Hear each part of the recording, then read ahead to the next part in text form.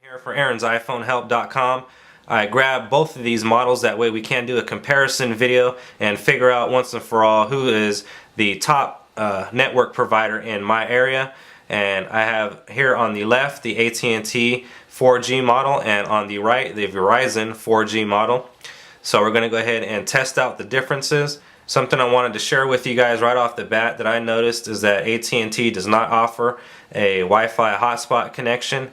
Verizon does, standard in the iPad OS. So let's go ahead and take a look at that. A lot of people were telling me that's not true, that AT&T does offer that as well.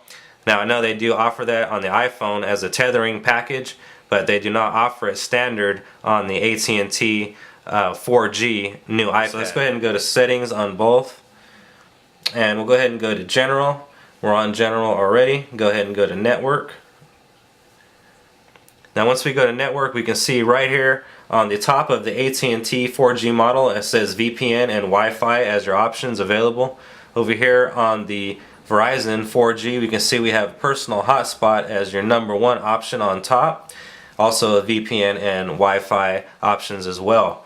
So once again, Verizon does come natively with the personal hotspot where AT&T does not. Just wanted to share that with you. That is something to keep in mind when you are planning on purchasing the new iPad. Now you can see here that we do have Wi-Fi turned off on both. We are connected to both data services on their respective networks. Once again, on the left AT&T 4G, on the right Verizon 4G. Let's go ahead and go into settings one more time. Let's go into Safari on both. We're going to go ahead and go into clear history. Clear history. Go to clear cookies. So now I'll go ahead and go into Safari on both. I'm going to go ahead and type in my website on both URLs. We'll go ahead and start these off at the same time. 3, 2, 1.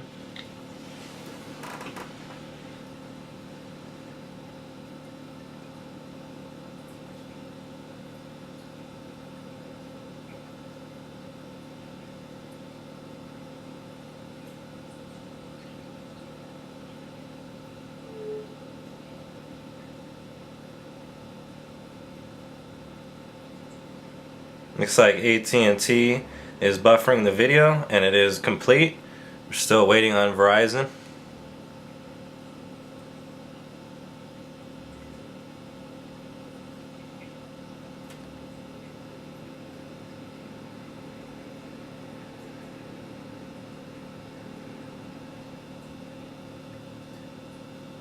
Verizon is now buffering the video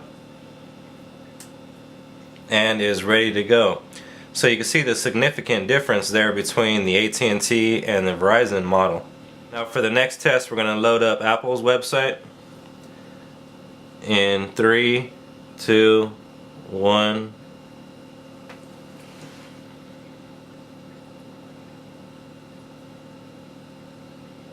And AT&T is done and ready. Verizon just finishing up a couple seconds after. Let's go ahead and play a video now and see what kind of video playback and buffering response we get. In 3, 2, 1.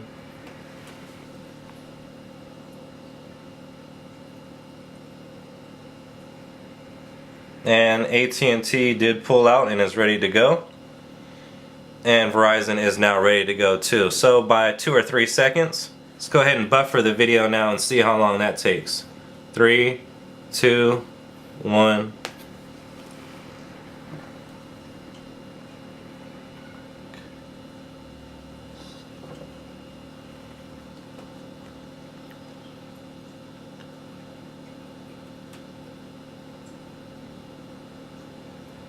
So AT&T is ready and is now playing. You can see Verizon is still buffering and has just now started playing. So AT&T did win out by a good 2 or 3 seconds again. Now let's go ahead and play a YouTube video. We'll go ahead and play the unboxing of both of these iPads in 3, 2, 1.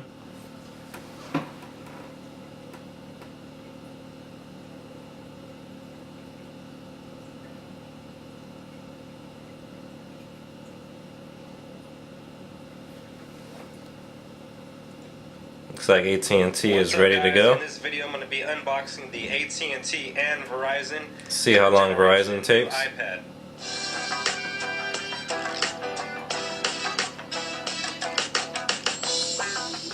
What's up, guys? Aaron here from AaronsiPhoneHelp. So you can see AT&T already has started playing the actual video, and we are enjoying the information already. 4G models. That way, I could do a speed comparison and really find out. So let's see how far along the AT&T iPad actually shows the video before the Verizon video starts actually even playing.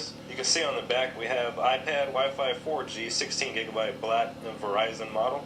Looking down at the bottom left-hand corner, Verizon is still buffering. Gigabyte capacity, as well as the 4G logo. We have the iPad logo on the left-hand side. Guys? And Verizon has just started playing the video, and we are at third generation 50 seconds.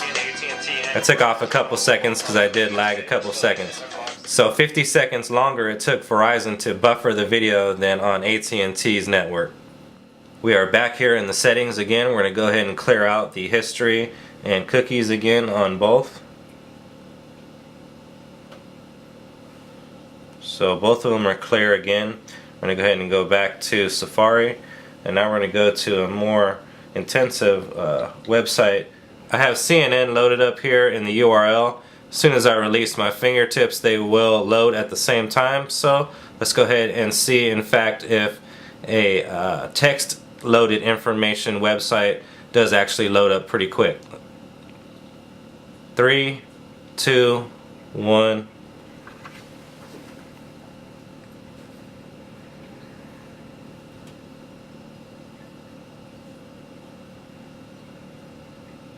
And AT&T is done and ready. Verizon is still loading and is now still loading and is now ready to be viewed. So it did take another 2 or 3 seconds, I'd say, for loading times on the web pages. Let's go ahead and go to a link and see how long it takes to load the links up. So I'll go ahead and just expand these, and we'll go to the first link here. In 3, 2, 1.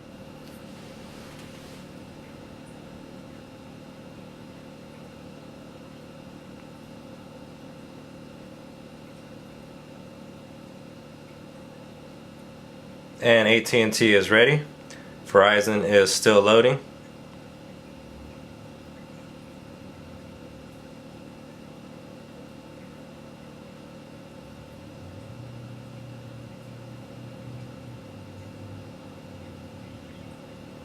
Verizon seems to be taking a very long time in my area, which is kind of bad news. I did want to keep the Verizon iPad just because it does have a hotspot capability, but what's the use of a hotspot capability if the network is really slow?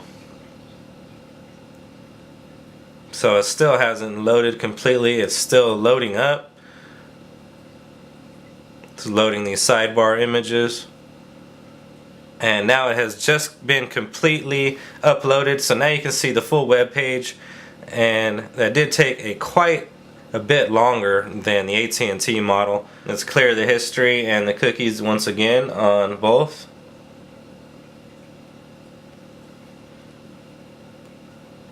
Let's go back to Safari on both. Next, I have the WallStreetJournal.com loaded up. Let's go ahead and see how fast they load up. In 3, 2, 1.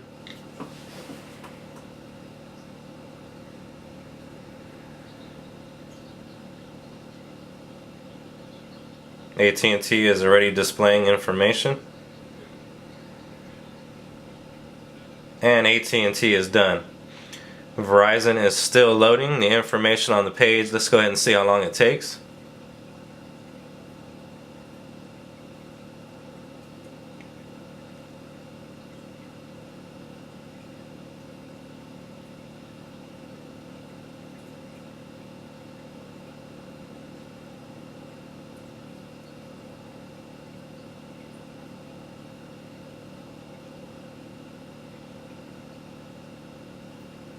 And you can see Verizon is very slow.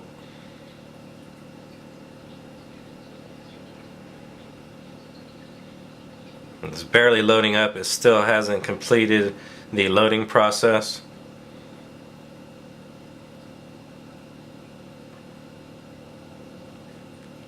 And yeah, the Verizon is disappointingly slow.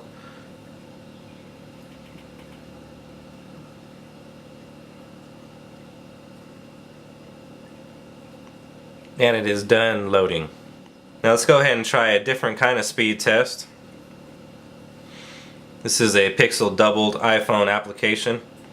Now once again, AT&T on the left, Verizon on the right. So in this test we're going to be judging the download and upload speed, so let's go ahead and do that now.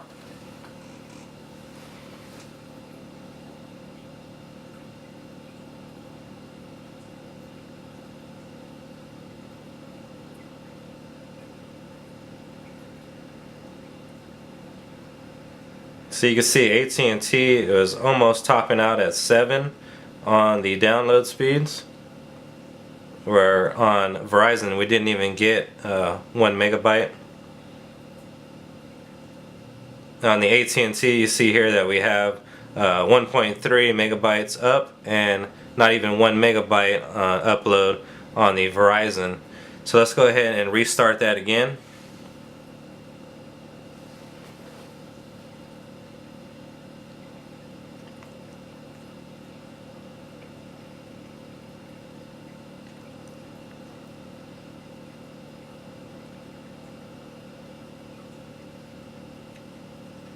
So once again at 1.3 on the download speed. Barely got to 0.20 on the download speed on Verizon. The upload speed was a little bit slower here at a measly 0.33, and 0.68 is registering on Verizon. This is showing your ping, download, and upload speeds on both. Let's go ahead and try it for a third time.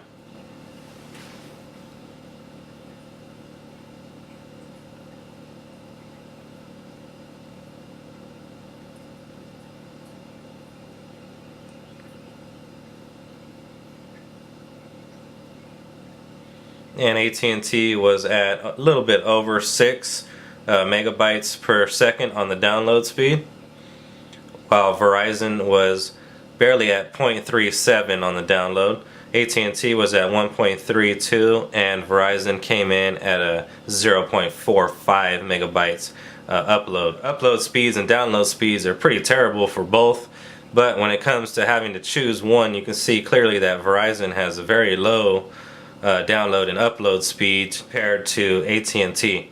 Let's go ahead and do one more speed test and then we'll move on.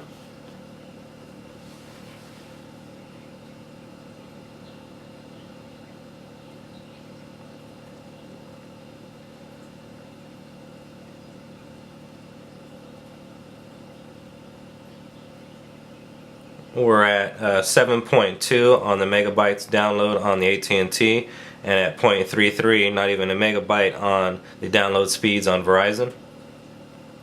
We're at a 1.32 upload speed on AT&T, and we're at 0.72 on the Verizon upload speeds. Let's go ahead and take a look at some of the results on the networks as I was driving around. I did drive around town and go to the furthest points in my town and see if I could get better coverage and see what was really going on and see if possibly it was the interior of my house. All these tests that we have done, of course, have been in my house so far. So let's go ahead and take a look at some of the results that, once again, I did do out on the road. And we can see here on the AT&T model, even here out on the road, I did get better download speeds than I got here at home or on the road on the Verizon model. So the highest download speed achieved by Verizon's network was 2.16. The highest download speed achieved by AT&T's network was 7.20. The highest upload speed for the Verizon 4G network was 0.87, which was not even a full megabyte, which is pretty terrible.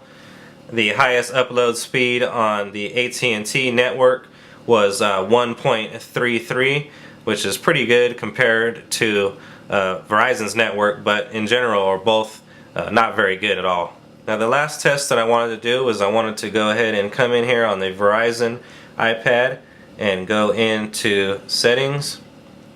Now I would have done this on whichever iPad was slower. And I want to go into Wi-Fi and turn Wi-Fi back on. Okay, our Wi-Fi is back on now. Now we're going to go ahead and go back to the speed test. Okay, now we're going to go ahead and test the AT&T 4G model with my home network connection on Wi-Fi. So far AT&T has beat Verizon in every category. So since AT&T is so fast on their 4G network, I want to see how it does compared to my home network. So let's go ahead and do that now. The Wi-Fi connected network is again on Verizon on the right, and my AT&T 4G connection is on the left.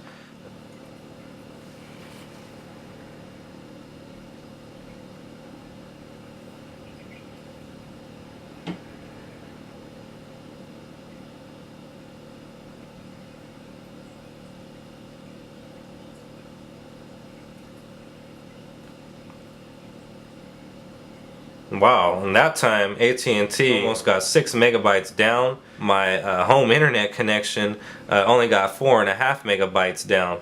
So AT&T actually beat my download speed on their 4G network over my Wi-Fi network, which is pretty amazing. I did kind of want to keep the Verizon model only because it does have a Wi-Fi hotspot capability, which I think is an awesome feature. And the hotspot feature is really not going to be that useful if the up and download speeds are not what they should be. This has been the network speed test comparison of the AT&T 4G and Verizon's 4G LTE network. So please tell me in the comments which one you guys would keep. I hope you enjoyed the video. If you did, please hit the thumbs up button. I appreciate it. Also, please hit the subscribe button above. That does help support the channel. So that's going to do it for me. I'll see you on the next one.